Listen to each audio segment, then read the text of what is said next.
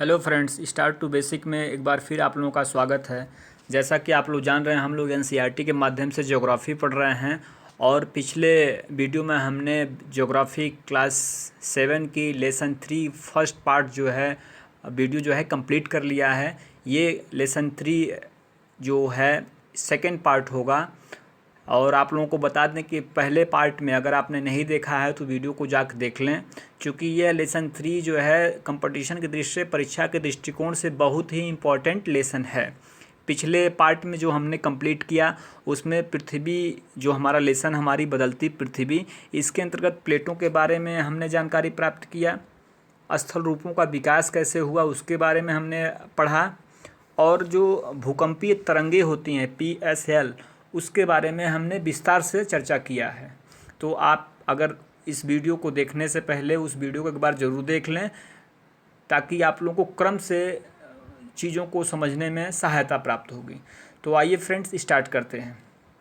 इस वीडियो में मुख्यतः फ्रेंड्स हम लोग नदी के कार्य, जिसमें अपरदन निक्षेपण होगा, और समुद्री तरंगों के कार्य के बारे में पढ़ेंगे। इसके बाद से एक पार्ट और इस लेसन का होगा, पार्ट 3। फिर जा कर के जो है ये लेसन 3 कंप्लीट होगा, चूँकि बहुत ही लंबा चैप्टर है ये और एक बार में कंप्लीट करना ठीक नहीं होगा, इसलिए इसको पार्ट वाइज हमने स्टार्ट किया है। तो फ्रेंड्स, स्टार्ट करते हैं। आप लोग देख रहे हैं स्क्रीन पे लिखा है मुख्य स्थलाकृतियाँ। अपक्षय एवं अपर्दन नामक दो प्रक्रमों द्वारा दृश्य भूमि लगातार विकसित होती रहती है। फ्रेंड्स, यहाँ हम लोग आप लोग बता दें, ये दो वर्ड आए हैं, बड़े इंपॉर्टेंट वर्ड है ज्योग्राफी के लिए, अपक्षय और अपर्दन। बहुत लोग समझ ही नहीं पाते हैं कि अपक्षय क्या है, अपर्दन क्या है। फ्रेंड्स, हमने बताया था अगले वीडियो में कि अपक्षय का मतलब होता है चट्टानों का एक अपने पास ही जो है क्या, टूटना फूटना। और जब ये चट्टान अपने स्थान पे टूट फूट जाती है तो यह एक स्थान से दूसरे स्थान पर जाती है, किसके माध्यम से? नदी के द्वारा, हिमनद के द्वारा, पवन के द्वारा, और जो है समुद्री तरंगों के द्वारा। तो ये क्या हो गया? अपर्दन हो गया। मतलब एक स्थान से दूसरे स्थान पर जाने को क्या बोलेंगे? अपर्दन हो जा रहा है उनका। तो यह दो प्रक्रम जो हैं, दृश्य भूमि क्या होती है? लगातार विकसित होती रहती है। पृथ्वी की सतह पर शैलों को टूटने से अपक्षय की क्रिया होती है।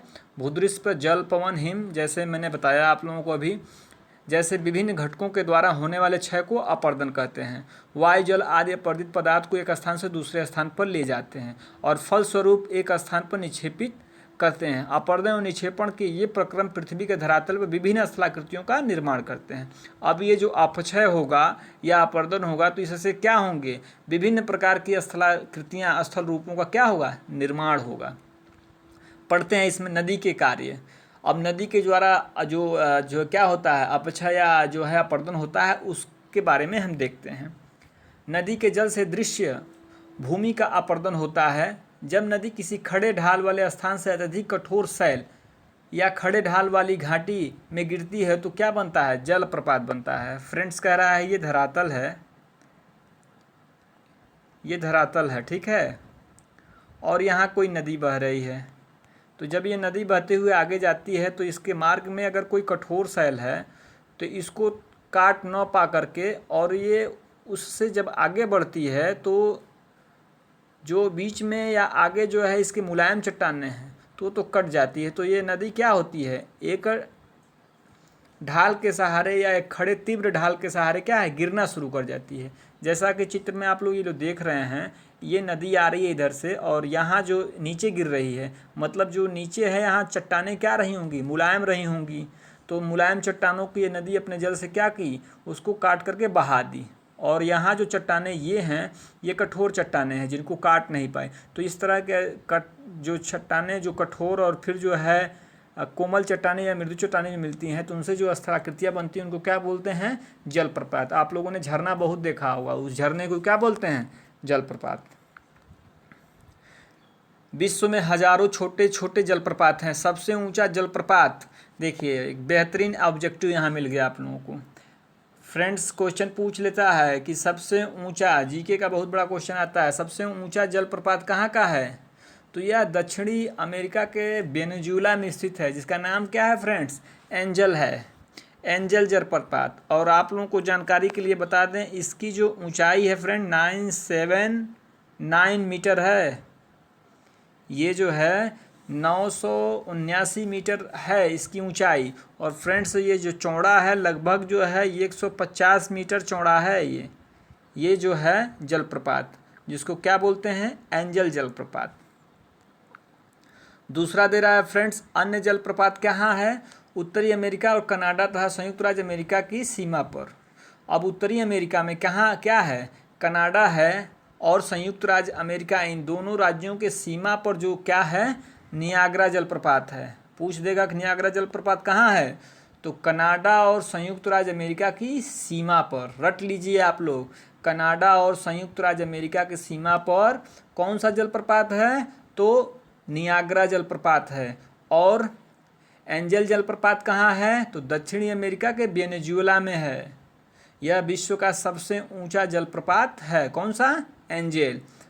और तीसरा दे रहा है फ्रेंड्स, अफ्रीका में जो है जाम्बिया एवं जिम्बाब्वे की सीमा पर जो स्थित है जलप्रपात, उसका नाम क्या है, विक्टोरिया जलप्रपात। फ्रेंड्स आप लोगों को बता दें, नियाग्रा जलप्रपात जो है इसकी ऊंचाई 51 मीटर है। और जो आपका ये विक्टोरिया जलप्रपात है, ये फ्रेंड्स विक्टोरिया जलप्रपात 108 किलोमीटर है, सॉरी मीटर है, 108 मीटर इसकी ऊंचाई है।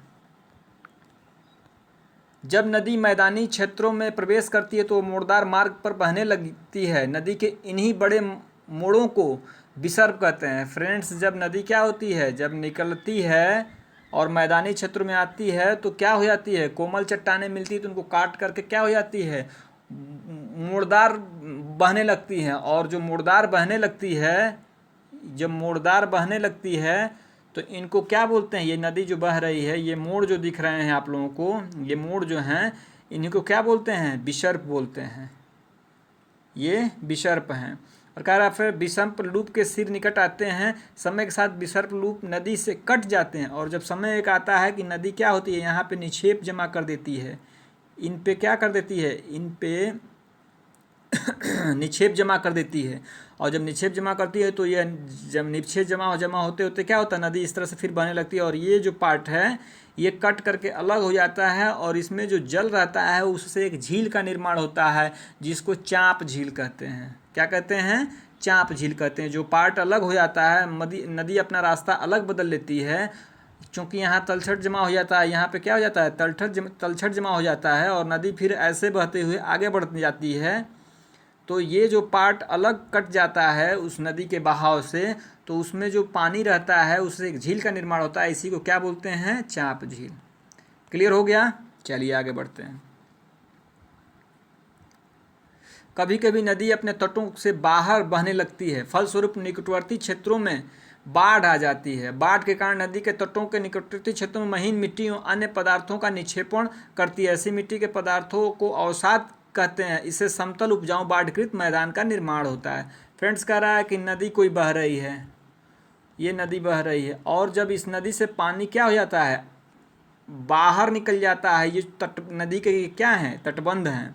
और जब ये बाहर पानी होगा तो यहाँ पानी फैल जाता है, ये दोनों तरफ पानी फैल जाता है। इसी को क्या बोलते हैं, बाढ़ का मैदान बोलते हैं। और जब इस पे पानी फैलता है तो इसके साथ महीन छोटे छोटे क्या होते हैं, कण जो है मिट्टी के जमा हो जाते हैं, जिससे यह मैदान क्या होता है, बहुत ही उपजाऊ होता है। इसी को बाढ़ग्रस्त मैदान बोलते हैं। चलिए, आशा है आप लोगों को समझ में आ रहा होगा और मज़ा भी आ रहा होगा पढ़ने में। बहुत ज़बरदस्त चैप्टर है फ्रेंड्स। कह रहा है फ्रेंड्स, नदी के उत्थित तटों को क्या बोलते हैं, तटबंध बोलते हैं। देखिए 3-4 ऑब्जेक्टिव यहाँ बन गई। जैसे ये नदी आपकी बह रही है तो इनको क्या बोलते हैं, ये तटबंध हैं। जो ऊंचे उठे भाग होते हैं उनको तटबंध बोलते हैं। और जब नदी का जल बाहर निकल जाता है बाढ़ के रूप में ये सब क्षेत्रों पे, तो इसको क्या बोलते हैं, बाढ़कृत मैदान बोलते हैं। तो आपने अभी इसी चैप्टर में आपने कंप्लीट किया कि जो है चाँप झील किसे कहते हैं, विसर्प किसे कहते हैं, बाढ़कृत मैदान किसे कहते हैं, तटबंध किसे कहते हैं। ये सब नदी के कार्य हैं। आगे देखते हैं। प्रत्येक वितरिका अपने मुहाने का निर्माण करती है। सभी मुहानों के अवसादों के संग्रह को क्या कहते हैं, डेल्टा कहते हैं। थोड़ा सा ऊपर से देख लेते हैं।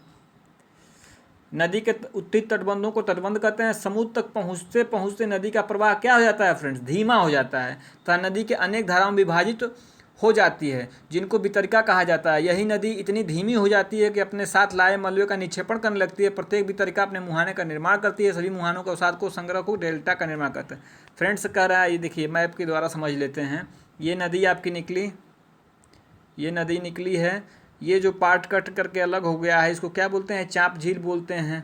और जो मोड़ होते हैं उनको विसर्प बोलते हैं। और ये जो है प्राकृतिक तटबंध है, बाहर जो है क्या है, बाढ़ के मैदान है।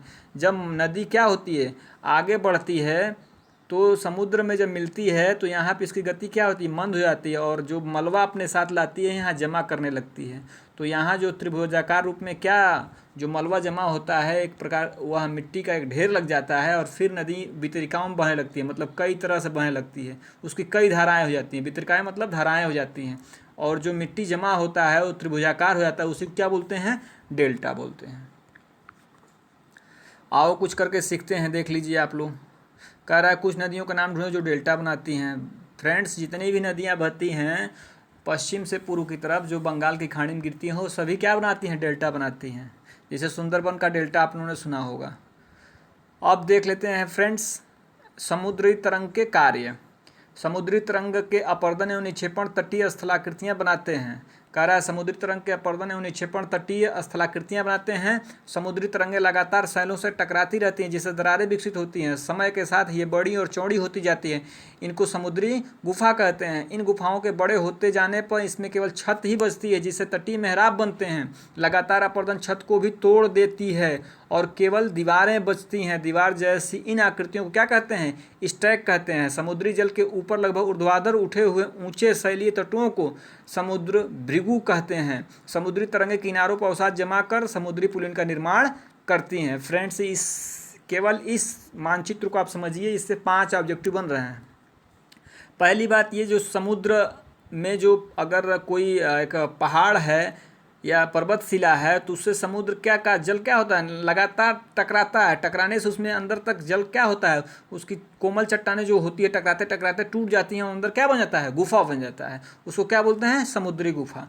अब यही देखिए आगे जो है, जब ये गुफा जो क्या करती है, पर्वत को एक से दूसरे सिरे पर, चट्टान को एक सिरे से दूसरे सिरे पर छेद देती है। जो समुद्र का जल जो है क्या होता है, एक सिरे से दूसरे सिरे, देख रहे हैं ना आप, एक सिरे से दूसरे सिरे तक पहुंच जाए तो उसको क्या बोलते हैं, उसको तटीय मेहराब बोलते हैं। क्लियर हो गया। और जब ये तटीय मेहराब फिर समुद्र की लहरें लड़ते लड़ते लड़ते लड़ते ऊपर की भी छत ये जो है ये टूट जाए और इस तरह की आकृति आ जाए, देखिए बीच से टूट गया, ये जगह यहाँ बन गई और इधर जो बन गई, तो इसको क्या बोलते हैं, स्टैक बोलते हैं। और जब समुद्री तरंगे किनारे पर जब अवसाद जमा कर दें, यहाँ जैसे किनारा है समुद्र का, अवसाद जमा कर दें तो उससे क्या निर्माण होता है, समुद्री पुलिन का निर्माण होता है। पुल की तरह से क्या हो जाता है, यहाँ पे अवसाद जमा हो जाता है। ठीक है।